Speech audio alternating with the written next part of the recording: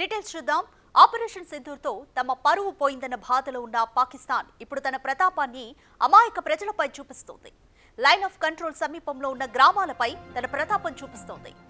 Artillery guns, Motors ని ప్రయోగిస్తోంది. ఈ కాల్పులకు ధీటుగా సమాధానమిస్తోంది ఇండియన్ ఆర్మీ.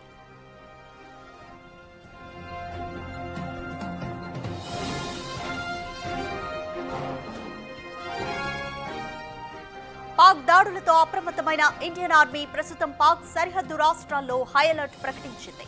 కశ్మీర్ వ్యాప్తంగా కంట్రోల్ రూమ్లను ఏర్పాటు చేసింది. రౌండ్ ది క్లాక్ ఇవి పనిచేస్తున్నాయి. సరిహద్దుల్లో ఎప్పటికప్పుడు పరిస్థితిని పర్యవేక్షిస్తోంది ఇండియన్ ఆర్మీ. అంతేకాదు సరిహద్దు పొడవునా ఉన్న డిఫెన్స్ యూనిట్స్ ను యాక్టివేట్ చేసింది.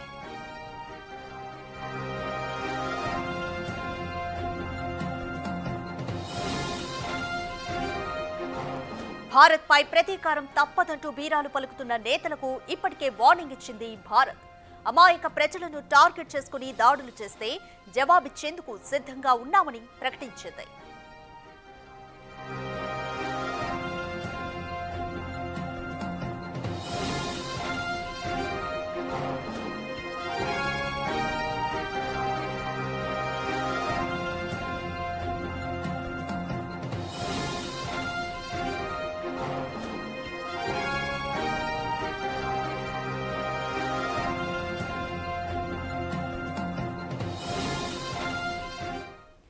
మోర్ డీటెయిల్స్ మా అసోసియేట్ ఇన్పుట్ ఎడిటర్ నగేష్ అందిస్తారు. రైట్ నగేష్, మనం ఇప్పుడు చూసిన పహల్గామ్ దాడికి ప్రతీకారంగా ఆపరేషన్ సింధూర్ని చేపట్టింది భారత ప్రభుత్వం. అయితే మనం మాత్రం వాళ్ళ సివిలియన్స్ ని టార్గెట్ చేయకుండా ఓన్లీ ఉగ్రవాదుల్ని టార్గెట్ చేశాం. కాకపోతే పాక్ మాత్రం ఇప్పటికీ పూంచ్ కానీ సరిహద్దులో ఉన్న పూంచ్ గ్రామాల్లో కూడా పౌరులనే టార్గెట్ చేస్తుంది. ఇప్పటికే 15 మంది దాడిలో మరణించారు. సో ఏ విధంగా చూడాలి పరిణామాల్ని?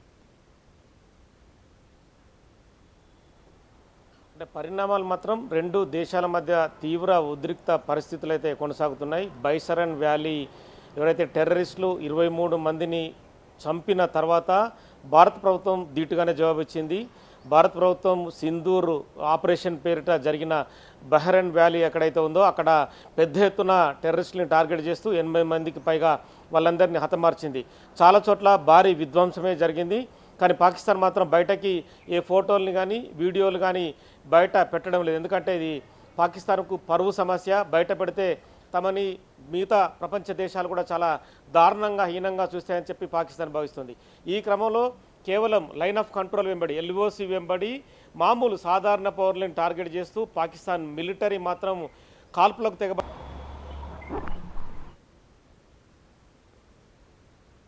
ఈ కాలు చేతులు కూడా పూర్తిగా తెంపిన పరిస్థితి. అంటే ఎంత దారుణంగా, ఎంత విచక్షణ రహితంగా వాళ్ళ ధోరణి ఉందో అర్థం చేసుకోవచ్చు. కానీ భారత్ మాత్రం ధీటుగానే జవాబిస్తుంది. Bharat army line of control వెంబడి సైనికులకు సెలవులు రద్దు చేసి పూర్తిగా కంట్రోల్ తీసుకుంది. ఇటు చైనా కానీ, పాకిస్తాన్ బార్డర్ కానీ, పూంచ్ వెంబడి కానీ, రాజస్థాన్, పంజాబ్ సరిహద్దుల వెంబడి భారత సైన్యం వేలాదిగా మోహరించి ఉంది. ఏ క్షణం యుద్ధానికి సన్నద్ధం అంటూ కూడా ఇప్పటికే అమిత్ షా కావచ్చు, ప్రధాని మోదీ కావచ్చు, రాజ్నాథ్ సింగ్ కావచ్చు త్రివిధ దళాన్ని సన్నద్ధం చేశారు. చిన్న వ్యవహారం ఏ పొరపాటు లేకుండా ఖచ్చితంగా వ్యవహరించాలి. ఏమాత్రం ఏ పొరపాటు ఉండకూడదు. ఖచ్చితంగా ఆర్మీ అధికారులందరూ కూడా విధులు ఉండాలని చెప్పారు. నిన్న సింధూర్ ఆపరేషన్ జరిగిన తర్వాత సింధూర్ 2 ఆపరేషన్ కూడా ఉంటుందని చెప్పి కూడా ఇప్పటికే సోషల్ మీడియాలో పెద్ద ఎత్తున ప్రచారం జరుగుతుంది. సియోల్కోట్లో కూడా సింధూర్ 2 ఆపరేషన్ జరిగింది. భారీ ఎత్తున బాంబులు పడ్డాయి అక్కడ అని చెప్పి చాలా వీడియోలు కూడా ప్రస్తుతం ఎక్స్ వేదికగా, ఫేస్బుక్ కానీ మిగతా సోషల్ మీడియా వేదికగా ప్రచారం సాగుతున్నాయి. పాకిస్తాన్ ప్రధాని షహబాజ్ షరీఫ్ కూడా నిన్న మీడియా సమావేశంలో కూడా అంతర్జాతీయ మీడియా అడిగిన ప్రశ్నలకు ఏమాత్రం సమాధానం చెప్పలేదు. తాము కూడా 4-5 మిసైల్స్ని, రాకెట్స్ని ధ్వంసం చేశాం, శకలాల్ని కూడా అని చెప్పారు. మరి ఆ ఫొటోస్, వీడియోస్ బయటపెట్టని చెప్పి మీడియా ప్రతినిధులు అడిగిన వాటికి సమాధానం చెప్పకుండా వెళ్ళిన పరిస్థితి. మీరు యుద్ధానికి సిద్ధంగా ఉన్నారని చెప్పి అంతర్జాతీయ మీడియా ప్రతినిధులు అడిగిన వాటికి కూడా ఏమాత్రం సమాధానం చెప్పకుండా తాను మౌనంగా ఉన్న పరిస్థితి. స్థానికంగా ఉన్న పాకిస్తాన్ ప్రజలు కూడా యుద్ధాన్ని కోరుకోవడం లేదు. అక్కడ ధరలు పెచ్చిమీరిపోయాయి. పాకిస్తాన్ ప్రజలు ఇప్పటికే ఆర్థికంగా పూర్తిగా నష్టపోయారు. ఎందుకంటే ఒక గోధుమ పిండి కొనాలన్నా కిలో 1000 రూపాయలు ఉంటుంది. ఒక టమాటా కొనాలన్నా కిలో 400 పైనే ఉంటుంది. ఈ భారాన్ని తాము భరించలేమని చెప్పి స్వయంగా పాకిస్తాన్ ప్రజలే పాకిస్తాన్ ఆర్మీ పైన తిరగబడే పరిస్థితి అక్కడ దాపురించింది. ఎందుకంటే కేవలం టెర్రరిస్టులని పెంచి ప్రోత్సహిస్తూ భారత్ని టార్గెట్ చేస్తూ పాకిస్తాన్ను ఇన్నాళ్ళు బతుకుతుందని చెప్పి కూడా అందరూ ఆరోపిస్తున్నారు. ఈ క్రమంలో పాకిస్తాన్కు రావాల్సిన అంతర్జాతీయ నిధులను కూడా నిలిపివేయాలని చెప్పి భారత్ కోరుతోంది. ఎందుకంటే టెర్రరిస్టులను వాళ్ళు పెంచి పోషించి భారత్ పైన దాడులకు, మిగతా దేశాలపైన దాడులకే వాళ్ళు ప్రతీకా చర్యగా తీసుకుంటున్నారు. ఎందుకంటే గతంలో సంఘటనలు కూడా ఒసామా బిన్ లాడెన్ లాంటి అంతర్జాతీయ ఉగ్రవాదిని కూడా పెంచి పోషించిన ఘనత పాకిస్తాన్ చెప్పి కూడా అమెరికా కూడా అర్థం చేసుకోవాలని చెప్తున్నారు. అమెరికా వాళ్ళను అంటే నిధులను వచ్చే విధంగా తాము టెర్రరిస్టులను పెంచి పోషించాలని చెప్పి నిధులు అడుక్కొని తీసుకొస్తున్నారు. కానీ మరోపక్క వాళ్ళు గ్రౌండ్ లెవెల్లో మాత్రం టెర్రరిస్టులనే వాళ్ళ ప్రధాన ఆయుధాలుగా వాడుకుంటున్నారు. ఎందుకంటే నిన్న జరిగిన బెహ్రైన్ వ్యాలీలో 80 ఎకరాలకు పైగా స్థలంలో కూడా భారీ ఎత్తున హఫీజ్ సయ్యద్ కావచ్చు, మసూద్ అజర్ కావచ్చు, వాళ్ళ స్థావరాలు ఉన్నాయి. అక్కడే వాళ్ళ ఐఎస్ఐ టెర్రరిస్టులు ఎవరైతే ఉన్నారో వాళ్ళకు స్వయంగా పాకిస్తాన్ ఆర్మీ వాళ్ళకు శిక్షణ ఇస్తుంది.